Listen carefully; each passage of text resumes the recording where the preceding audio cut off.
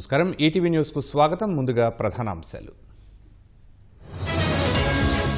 శుక్లాయాత్ర సాహసోపేతమన్న ప్రధాని. భారత్ గగన్యాన్కు తొలి అడుగని వ్యాఖ్య. రోదసి యాత్ర దేశ ప్రజలందరిదన్న శుక్లా.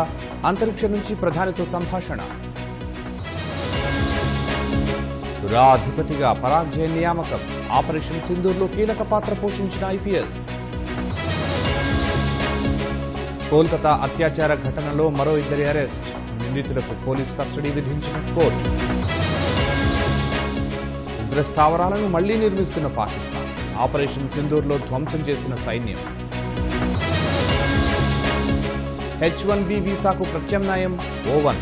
భారతీయుల నుంచి పెరుగుతున్న డిమాండ్. గుండిచా ఆలయానికి చేరిన పూరి రథయాత్ర. 9 రోజులు విడిది చేయనున్న జగన్నాథుడు.